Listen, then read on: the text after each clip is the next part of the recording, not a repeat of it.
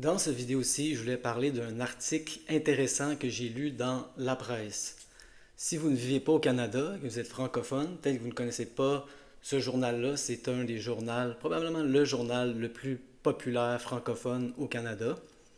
Il y avait un article qui s'intitulait Les miraculés neurologiques du CHUM. Ça, c'est le Centre hospitalier universitaire de Montréal. C'était séparé en deux articles. Un s'intitulait Quand le cerveau se trompe et le deuxième Combattre le feu par le feu.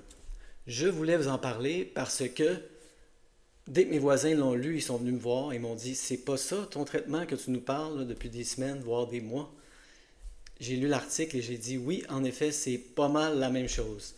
Il y a des termes différents par contre. Hein. Eux, ils appellent ça TNF, trouble neurologique fonctionnel.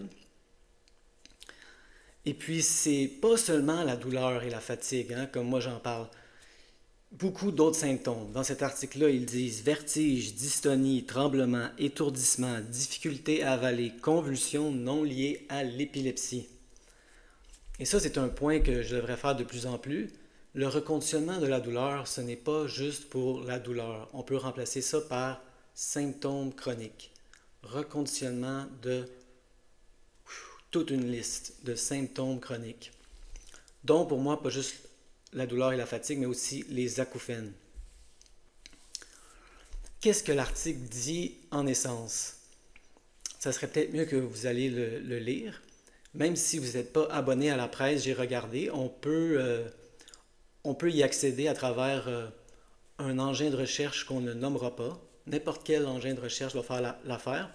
On écrit La Presse, les miraculés neurologiques du CHUM, et là, vous allez avoir accès à l'article, aux deux articles. Vous direz, je ne sais pas, je ne suis pas convaincu, peut-être que je ne vais pas le lire. Quelle est l'essence de l'article? On y suit surtout un jeune homme qui était en douleur tellement atroce qu'il ne pouvait, fatigue aussi, il ne pouvait plus fonctionner. Les sons étaient tellement irritants pour lui, il devait porter des bouchons d'oreilles, la lumière était trop, il ne se rasait plus. C'était trop douloureux. Et là, ce qu'ils nomment, eux, troubles neurologiques fonctionnels, ils disent que c'est une erreur de cerveau. Ça, j'en ai déjà parlé. Le meilleur livre que j'ai lu sur le sujet, c'est How Emotions Are Made. Je vais le faire apparaître dans l'écran. Le cerveau n'est pas en mode réactif. Le cerveau est toujours en mode prédictif. Il essaie de prédire ce qui va se passer. Et donc, s'il fait une erreur, il peut constamment prédire de la douleur. On commence à avoir mal à faire un geste, on arrête de faire le geste. Ça fait mal. Et là, à chaque fois qu'on évite de faire le geste, on renforce le circuit qui dit que c'est dangereux. Et donc, eux, ils ont un programme qui dure de 8 à 12 semaines. Ding, ding, ding. J'espère que ça sonne une cloche pour vous si vous regardez mes autres vidéos. Je crois que c'était la durée aussi du programme de David Anscombe.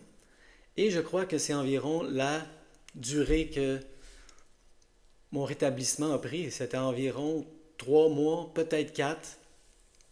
Hein? Je ne sais pas si vous voyez un pattern ici. C'est peut-être le nombre de temps moyen que ça prend pour, dépendamment comment on veut le voir, déprogrammer le cerveau, reprogrammer le cerveau. Eux, ils disent dans l'article, le docteur nous mentionne que ce n'est pas les émotions qui ont causé ça, c'est juste une erreur du cerveau. Les émotions n'ont pas causé ça, les symptômes, c'est les symptômes qui ont causé les émotions. Mais là, ils nous disent qu'il était déprimé et il avait eu des crises d'anxiété. C'était pas clair, c'était avant ou si ça se chevauchait. Moi, je peux juste parler de ma propre expérience. Moi, j'ai eu de l'anxiété et de la dépression des années avant de développer ces genres de symptômes-là. Douleur atroce, fatigue atroce, on reste dans le lit, on ne fait plus rien.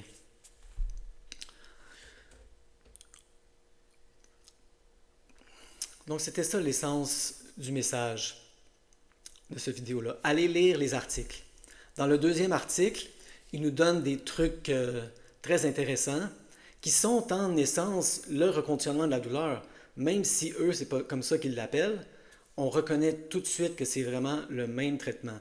Donc, ils leur font faire les gestes qu'ils ne sont plus capables de faire, dont ils ont peur, les gestes qui causent de la douleur, des symptômes, euh, en leur faisant focuser sur quelque chose d'autre, comme monter des escaliers, des gens qui sont plus capables de monter des escaliers, au même rythme qu'un métronome, ou en faisant deux, trois choses en même temps pour pas qu'ils aient le temps d'aller dans leur peur, ou ils les font faire les gestes devant un miroir, ils les filment pour leur montrer qu'ils sont bien capables de le faire. Et là, ça corrige les erreurs anticipatoires du cerveau.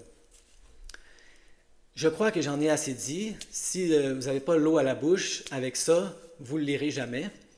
Mais je vous conseille fortement de lire cet article-là, Les miraculés neurologiques du CHUM, surtout parce que je crois que ça donne, s'il y a des gens qui ne sont pas sûrs à propos du reconditionnement de la douleur, est-ce scientifique?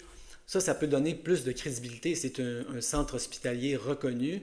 Hein, ce n'est pas des crackpots qui font ça. C'est des docteurs avec beaucoup de diplômes. Et si vous étudiez le reconditionnement de la douleur, vous allez tout de suite reconnaître la technique. C'est la même chose qu'Alan Gordon, Howard Schubiner enseigne et que j'essaie de propager ici avec ces vidéos-là. Donc, allez lire l'article. C'est une technique scientifique. Le reconditionnement de la douleur, peu importe comment on l'appelle.